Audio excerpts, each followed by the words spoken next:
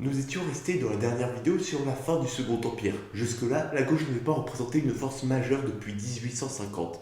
Eh bien, avec la chute du Second Empire et l'avènement de la République, de nouvelles formes d'expression politique vont voir le jour avec notamment la croissance des idées marxistes. Aujourd'hui, nous poursuivons notre résumé de l'histoire de la gauche. Si ce genre de vidéo vous plaît, eh bien n'hésitez pas à vous abonner, à liker la vidéo et sur ce, c'est parti!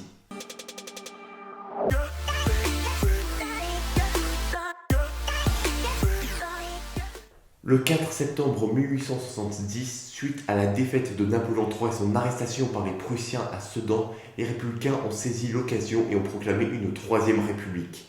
Le 8 février 1871, les élections législatives donnent une majorité à la droite qui est alors le camp de la paix en opposition avec les républicains et la gauche de manière générale qui ont voulu continuer la guerre contre la Prusse. Le 18 mars, Adolphe Thiers, chef du gouvernement monarchiste, demande le retrait des canons d'artillerie présents depuis le siège de Paris. Les Parisiens qui souhaitent poursuivre la guerre et qui se sentent humiliés par les conditions de l'armistice de janvier 71 décident de s'insurger aux côtés de la garde nationale. Celle-ci est le réel détenteur du pouvoir dans Paris depuis le siège. Suite à l'insurrection, le comité central de la garde nationale prévoit l'élection d'un conseil de la commune pour le 28 mai. Ces élections découlent sur une des assemblées les plus démocratiques et une des plus orientées à gauche de l'histoire de France. Nous y recensons toutes sortes de corps de métier, aussi bien des intellectuels que des ouvriers ou des artisans. Quasiment toutes les idéologies politiques de gauche y sont représentées. On y retrouve aussi bien des blanquistes autoritaires et anticléricaux que des anarchistes libertaires, mais la majorité est néo-jacobine, c'est-à-dire nostalgique de la convention de la Première République. Si vous ne connaissez pas cela, n'hésitez pas à aller voir ma précédente vidéo sur l'histoire de la gauche. Cependant, même si on a essayé de faire passer la commune comme le porte-drapeau de toutes ces idéologies d'extrême gauche, en réalité, les membres de la commune étaient conscients de leur faiblesse par rapport à l'État français. Leurs exigences minimales étaient la poursuite de la guerre, ainsi que l'élection d'un conseil municipal parisien afin de supprimer les pleins pouvoirs de la préfecture. Bon, quand on voit ce que fait Anne Hidalgo à Paris en ce moment, je pense qu'ils auraient dû réfléchir à deux fois. Les mesures sociales sont donc à replacer dans un contexte de privation et d'extrême pauvreté au sein de la capitale. Il ne faut donc pas voir la commune comme extrêmement sociale avec nos yeux du XXIe siècle, mais par rapport à l'époque, c'est déjà colossal. Certaines mesures très sociales ont été adoptées comme l'occupation gratuite des logements non occupés ou l'éducation gratuite et obligatoire sans oublier la séparation de l'Église et de l'État, mais rien ne remet en cause la propriété privée du capital. Le gouvernement réfugié à Versailles mène une véritable guerre contre la commune qui s'achèvera par la semaine sanglante. Celle-ci prend fin le 28 mai avec plusieurs milliers de morts et plus de 40 000 arrestations dont la plupart seront déportés au bagne. Il faut voir cette répression comme un véritable coup de poignard pour beaucoup d'idéologies de gauche. Le mouvement ouvrier perd de nombreux potentiels leaders qui ont assuré avec bravoure leurs responsabilités au sein de la commune. Par exemple Jules Vallès ou aussi Louise Michel, immense figure de l'anarchisme, et la France mettra de nombreuses années avant de revoir émerger de grandes figures de la gauche socialiste. Pendant ce temps-là, existe une autre gauche, c'est la gauche républicaine. Il est important de distinguer les républicains dits opportunistes, c'est-à-dire les modérés, des républicains radicaux, aussi appelés radicaux. Je sais, c'est logique. Jusqu'à la moitié des années 1870, l'ensemble des républicains reste minoritaire face aux monarchistes. Mais lors des élections de 1876, l'union de la gauche républicaine obtient la majorité, ce qui a le don d'agacer le président monarchiste MacMahon. Celui-ci tente de retrouver une majorité en dissolvant l'Assemblée en 1977. C'est un nouvel échec pour le président qui réussit cependant à tenir grâce au Sénat. Mais en 1879, le Sénat devient à majorité républicain, ce qui pousse MacMahon à la démission. À partir de là, les républicains modérés vont prendre le pouvoir et instaurer des mesures progressistes. Cependant, au niveau social, les républicains modérés ne sont pas mieux que leurs homologues de la Seconde République. Ils sont même régulièrement accusés de corruption auprès de la haute finance avec la révélation en 1892 de l'autorisation par la Chambre des députés d'accorder des prêts à la compagnie du Canal de Panama, alors au bord du gouffre financier. Cette autorisation a été obtenue par la corruption de très nombreux députés républicains modérés. Le président de la République, Jules Grévy, a lui aussi été à l'origine d'une affaire de trafic de Légion d'honneur qui lui vaudra de perdre la présidence en 1887. Les scandales à répétition, la crise économique de la longue dépression à partir des années 1880 et la politique économique libérale vaudront une perte totale d'influence des républicains opportunistes à partir du XXe siècle.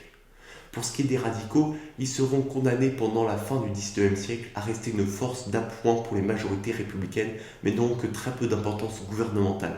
Même s'ils s'attachent plus au volet social que les modérés avec le courant radical socialiste, ancêtre de la social-démocratie en France, les radicaux ne prônent pas l'abolition du capitalisme.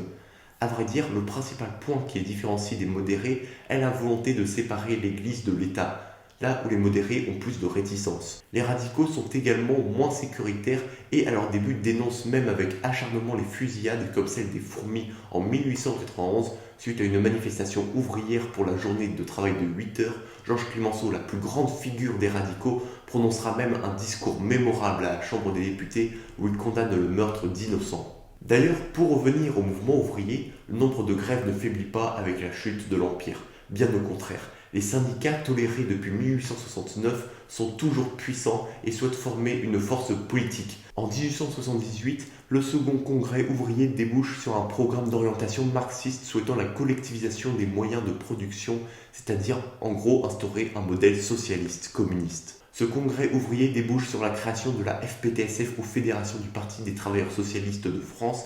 Il est important de définir comment on est passé d'une France totalement fermée aux idées marxistes avant la Commune de Paris à la création d'un parti à forte consonance marxiste. Cela, on le doit à la traduction du manifeste du Parti communiste en 1872 qui permet au public français de découvrir les thèses de Marx et de Engels. La répression de la Commune de Paris avait d'ailleurs été prédite par Karl Marx et sonne donc comme l'aveu de faiblesse de la gauche non révolutionnaire ainsi que de la gauche anarchiste. Pour la première fois, un parti politique revendique un État extrêmement puissant aux mains des ouvriers, c'est la dictature du prolétariat, principale thèse marxiste. La FPTSF n'a aucune ambition électorale et souhaite d'ailleurs la révolution.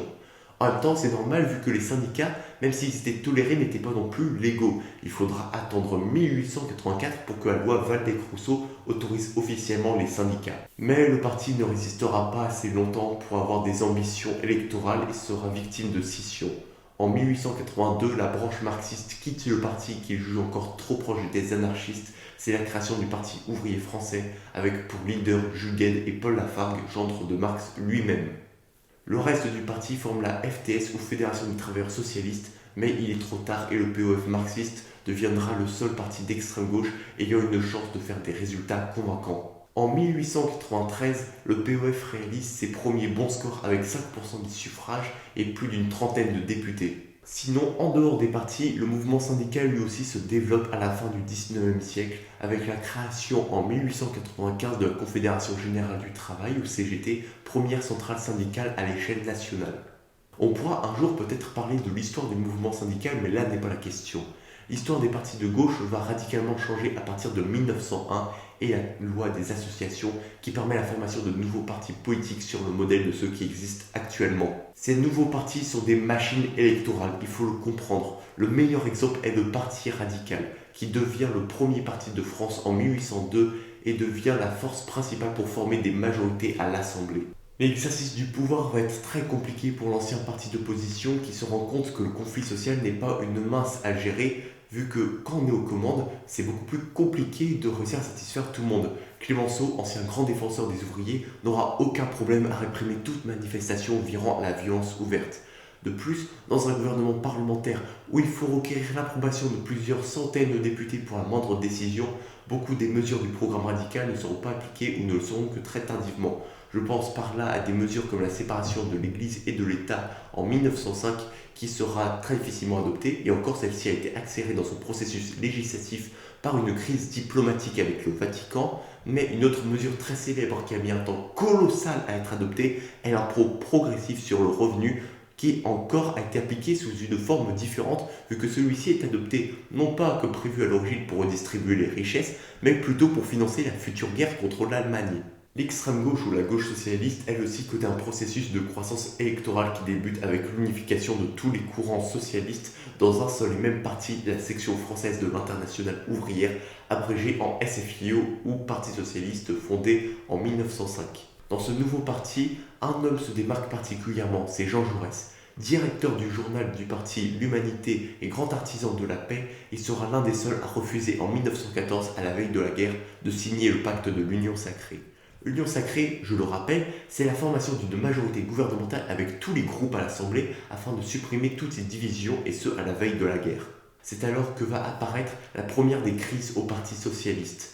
C'est la division entre les partisans de Jules Guesde voulant rallier l'Union sacrée avec le cynisme que la guerre apportera à la révolution, et de l'autre côté nous avons les partisans de la paix avec Jean Jaurès qui combattront ardemment contre le fait que le parti rejoigne l'Union sacrée. Finalement, le 31 juillet 1914, 4 jours avant la guerre, Jean Jaurès est assassiné par un nationaliste. Cet assassinat aura des conséquences massives sur l'histoire de la gauche après la Première Guerre mondiale, mais ça nous le verrons dans une future vidéo.